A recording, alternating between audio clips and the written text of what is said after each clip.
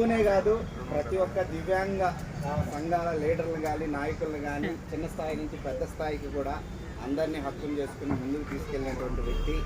ఈరోజు అందరినీ ఉద్దేశించి మంచిగా మాకు అందరికీ ఒక మెసేజ్ ఇవ్వాలని కూడా మనస్ఫూర్తిగా కోరుకుంటున్నాను. Thank you. తప్పకుండా చాలా సంతోషం. గణతంత్ర దినోత్సవ 77వ గణతంత్ర దినోత్సవ సందర్భంగా మన పడార్పల్లి దివ్యాంగుల కాలనీలో 10 సంవత్సరాల క్రితం ఒక సమూహంగా ఏర్పడి ఎన్నో కార్యక్రమాలు, ఎన్నో స్థితిగతులు, ఎన్నో రకాల ఆర్థిక ఇబ్బందులను అధిగమించి మన జీవితాల్లో మనమే వెలుగులు నింపుకునేటువంటి దిశగా ఆ రోజు మనం అందరం కూడా పనిచేసాం ఉద్యమకారులుగా. ఈరోజు మన జీవితాలు స్వర్ణ యుగం లాగా పాటలాగా ఏర్పాటు చేసుకుని ప్రతి ఒక్కరూ 4 గోడల మధ్య కుమిలిపోకుండా దివ్యాంగుల సమాజాన్ని వెన్ను తట్టి ప్రోత్సహించి ఈ సమాజంలో మనం భాగస్వామ్యమే, మనకు హక్కులున్నాయి, మనకు అవకాశాలున్నాయి, మనం కూడా సాధించగలం అనేటువంటి దృఢ సంకల్పంతో యావత్ రాష్ట్రం మొత్తం మీద దివ్యాంగులను వెన్ను తట్టి ఉద్యమాల స్ఫూర్తితో అవగాహన నింపినాం. మనస్ఫూర్తిగా ఒక విధాత అయితే ఉన్నాడో చెప్పకూడదు కాబట్టి ఆ శక్తి గురించి నేను చెప్పను. అందరం కూడా ఒక్కొక్కరు ఒక్కొక్క స్థాయిలో వివిధ రకాలుగా ఆర్థిక అభివృద్ధిలో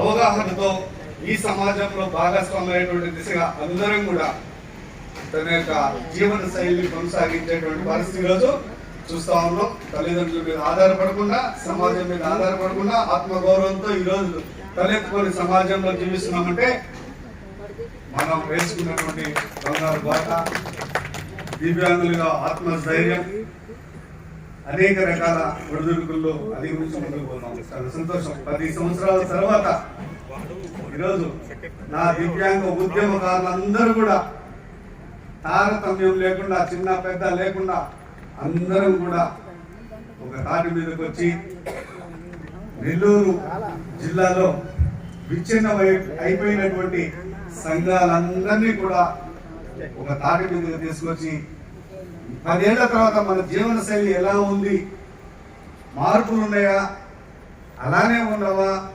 ఇంకేదైనా సాధించుకోగలవా అనేటువంటి ఆలోచనతో అందరు ముఖాలను ఉదయం నుంచి గమనిస్తానే ఉన్నా.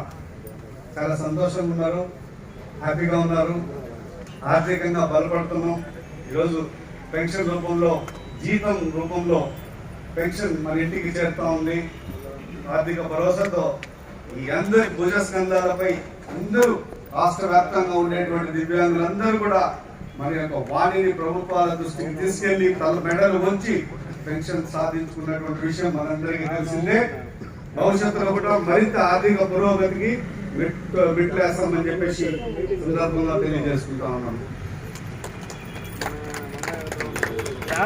అయ్యే వాళ్ళకి మనం ఎంకరేజ్ నాయకులకు మనం ఇచ్చేది ఒకే ఒకటి క్లాప్. మన చూపడం అంటే ఇదే. అందరి స్పీచ్ ఇంటనే ఉన్నా.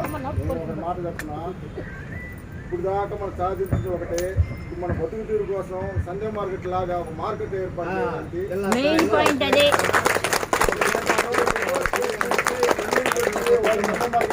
ఏర్పాటు చేసుకున్నారు. ఒక మార్కెట్ ఏర్పాటు చేసేదానికి మన అందరూ కృషి చేయాలి.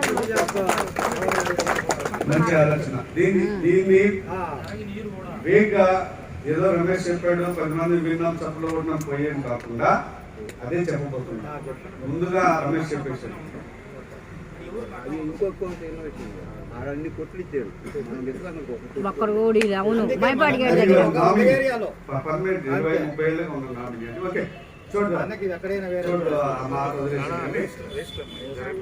ఒక చిన్న అందరు కూడా సోదర సోదరిమణులు అందరూ కూడా ఒక మీ మాట తీరు అందరినీ కూడా గమనిస్తా ఉన్నా.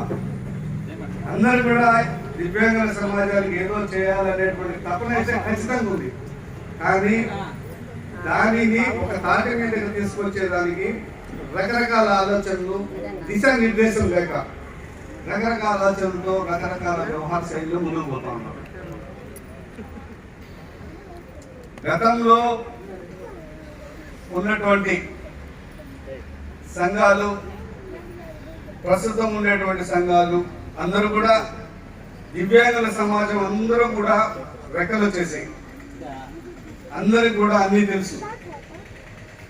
ఒకప్పుడు దివ్యాంగుల సమాజానికి ఏదైనా ఇబ్బంది జరిగితే ఆ నాయకుడిని కన్సల్ట్ అయ్యేటువంటి పరిస్థితి ఈరోజు లేదు, వాళ్ళకి తెలుసు.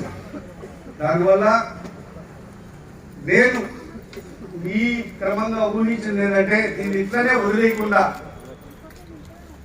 ఎవరెవరి సంఘాలు వాళ్ళవే, ఎవడెవడి సంఘాలు వాడే రాజు, ఎవడెవడి పార్టీకి వాడే రాజు. కానీ ఒక జాయింట్ యాక్షన్ కమిటీగా ఫామ్ అయిన తర్వాతనే ఎవరిని ఇక్కడ ఏ సంఘాన్ని చిన్నబుచ్చట్లా, ఏ సంఘాన్ని తక్కువ చూపట్లా, అందరం కలిసి ఒక జాయింట్ యాక్షన్ కమిటీ మీద ముందుకు పోతే సమస్యలు పరిష్కారం అవుతాయనేటువంటి ఆలోచన మాత్రం నేను చేశాను. వ్యక్తిగతంగా ప్రతి సంఘానికి ఒకడే, వారితో పాటు ఇంకొకడు ఉంటాడు. సమస్య పరిష్కారం కావట్లేదు, ఎవరి వాడు ఏమన్నా తీరే. దయచేసి ఇక్కడ ఉండేటువంటి దివ్యాంగ నాయకులందరికీ పేరు పేరున నా విన్నపం విజ్ఞప్తి చేస్తా ఉన్నాను. మీ సంఘాలు మీవే, మీ ఆధిపత్యం మీదే, కానీ ఇష్యూ బేస్డ్ సమస్య సిద్ధంగా బ్యాండ్ పొద్దు